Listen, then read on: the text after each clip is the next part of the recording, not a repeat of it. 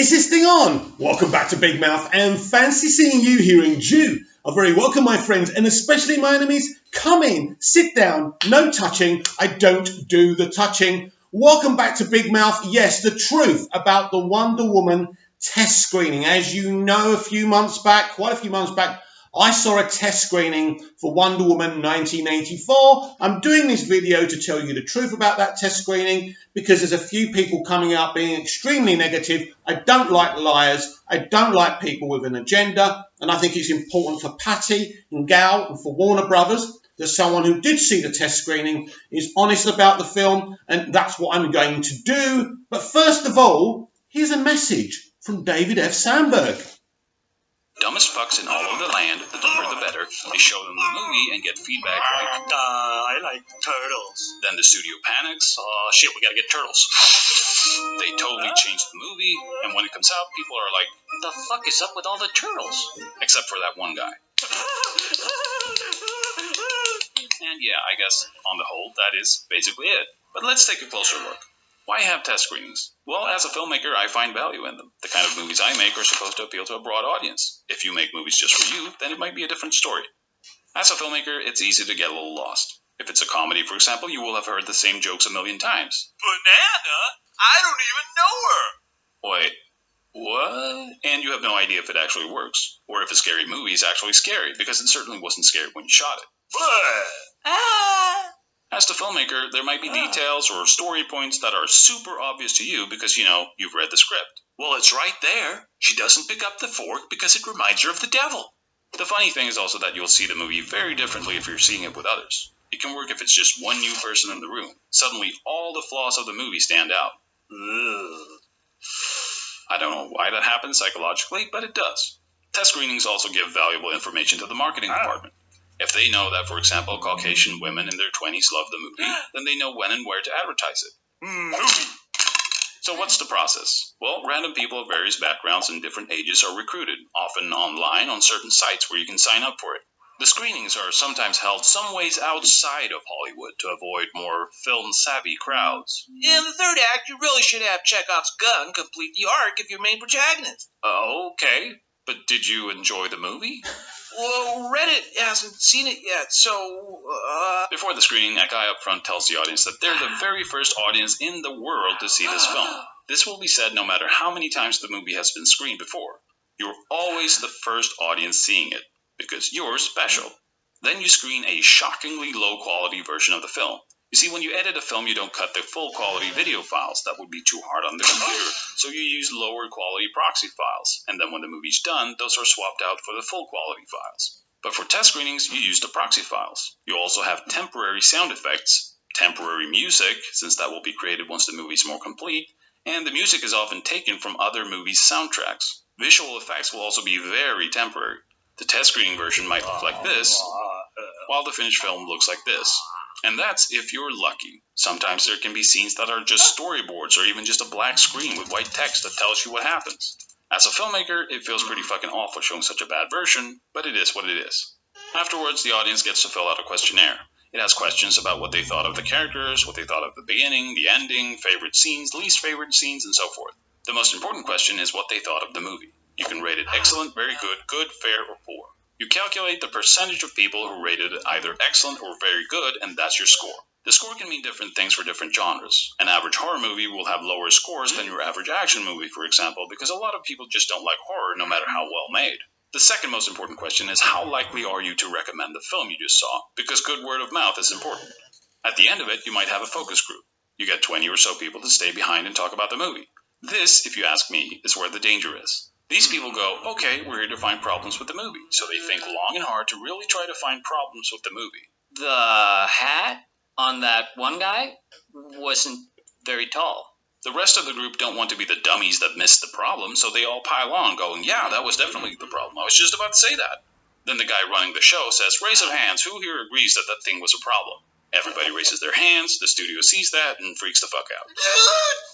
I prefer to just read the comments on the questionnaires afterwards, when it's individual opinions. But even then, you might need to do some interpretation. They might say, we didn't like the scene where the best friend was killed by the bad guy. Okay, But did you not like it because it was a bad scene, or do you simply have negative feelings about it because you were sad to see the best friend die? A lot of times the audience might feel the effects of a very real problem, but they can't put their finger on exactly what that problem is. So the danger is just taking the feedback at face value. You have to do some detective work to make sure you're fixing the right thing. Sometimes people who have been to test screenings talk about it, even though they're not supposed to. Then you might read online that a certain movie tested horribly and that it's an awful mess, and all of the internet will go, "Ha, I knew that movie was going to suck." Well, here's the thing. They are test screenings. It's the time to test things out. Sometimes there are things in your movie that you're unsure about, but you figure, let's put it in front of an audience to make sure it's shit before we take it out. Sometimes you have double test screenings in theaters right next to each other, where the two audiences get two different endings to see which one plays the best, and so on. So when things leak from a test screening, it might be from a shitty version with a terrible ending. So reading about a terrible test screening means nothing.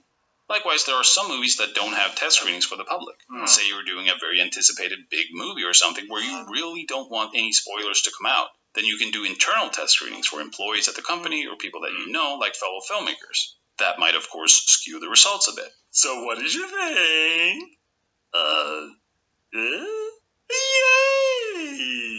So even when you hear good things coming out of a test screening, it doesn't mean shit. So yeah, test screenings aren't necessarily as bad as you think. Except when they are.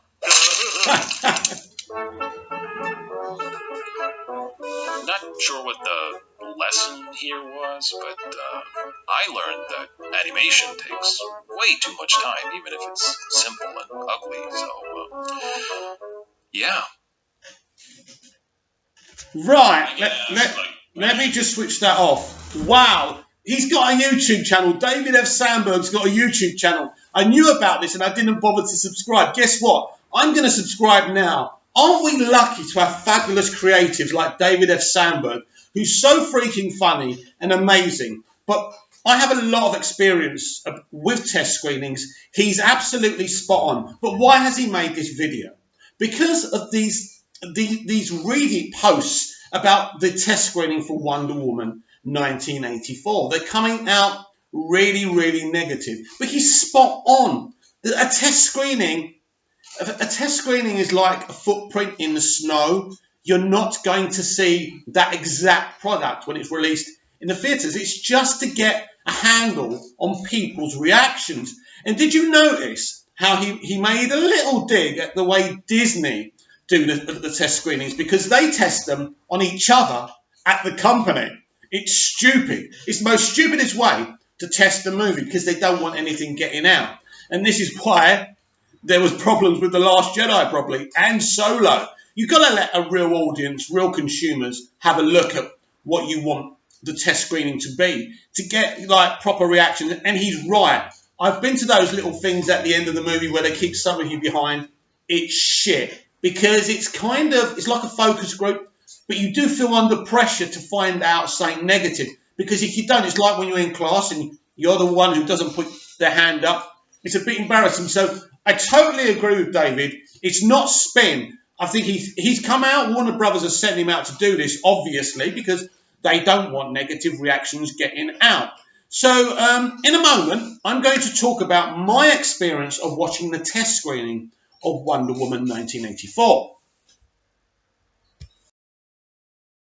So, this is a post I just saw on Twitter about half an hour ago. Update on the guy from Reddit who says he saw a test screening for Wonder Woman 84. He seems to have the biggest issue with how Cheetah looked. They have over 6 months to tweak her appearance by CGI. He says Wig's performance is good though. It is really good, by the way. I still think it's way too early to panic. There's no reason to panic. We've just had that kind of explainer from David F. Sandberg about test screenings. Now, about a week ago, I think I found something and I read it out to you about what they were talking about. They were trying to say that Wonder Woman 1984 is like a modern day Superman for the Quest for Peace, which would make anyone panic. So here's the truth, and here's my experience about the Wonder Woman 1984 test screening. Are you ready? I'm not spoiling things totally. I have to put the record straight. I think it's really, really important. Now, if I saw a bad test, Now, as we just saw with David F. Sandberg, a bad text doesn't mean something that looks bad. It's about the characters. It's about the story. It's about certain plot twists and, plot points. It's about how the movie ends. It's not about the quality of what you're seeing on the screen. You do get test screenings like that. They want you to tell them how it looks to you. That's not what the test screening for Wonder Woman 1984 was about. First of all, the reason you're hearing this kind of link with Superman 4: The Quest for Peace is because there's commentary on nuclear weapons. That's it. There is a commentary on nuclear weapons. It's nothing like Superman 4: The Quest for Peace. There is no need to worry. Second of all, Kristen Wiig. Kristen Wiig's got great quality. We knew that. We knew that before. People said she was in the all-female Ghostbusters, and she was brilliant in that film. I didn't particularly enjoy that film. I thought it was solid enough, but she was okay in that movie. I thought she did really well. I like Kristen anyway. And yes, CGI has to be touched up, but that's not why we were at the test screening for. Did we like Kristen as Cheetah? We freaking well did. It was very emotional, very exciting, very funny at times. Let's be clear about this. This is not the first Wonder Woman. This is more like an episode of Kiefer Sutherland's 24 than the first Wonder Woman. It's very, very compelling. It's very, very spy thriller. Yes, this is a spy mission for Diana. And the elements of Steve Trevor I'm not going to talk about because that's just totally spoilers, because that's something people would kill to find out. But, we're not too far away from next summer, and you're going to find out. You're going to be pleased. You're going to be pleased with this film. As I say, this was a rough cut. This wasn't the finished article visually, but in terms of the plot, in terms of the story, and most important of all, how Diana and Wonder Woman is perceived in this movie. Oh yes, it's brilliant. I love the fact that it's so different. The comparison I gave you to Kiefer Sutherland's 24, wow. It really is, as a film, as a story, and as a concept, it really is. So if you hear negative stuff about the Wonder Woman 1984 test screening, don't believe it. It's bullshit. It is absolute bullshit.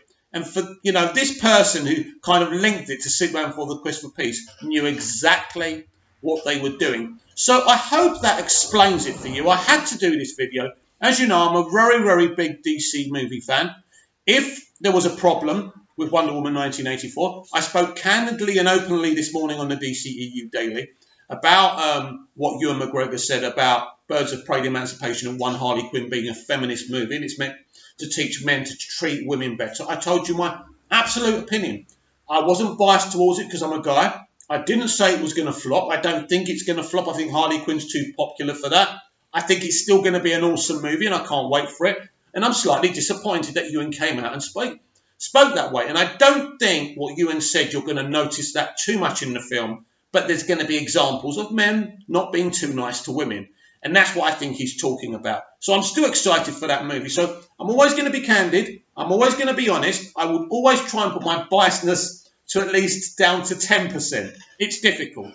You know how passionate I am about DC movies and DC comics. And I'm sure you understand that because you're here, because you feel the same way. But I can't tolerate people on my timeline talking about a film I know has a great storyline, has a great concept, has great performances. So I hope that listening to David F. Sandberg's explanation about test screenings helped. I hope you're a bit more relaxed about Wonder Woman 1984. And I shall see you in tomorrow's DCEU Daily.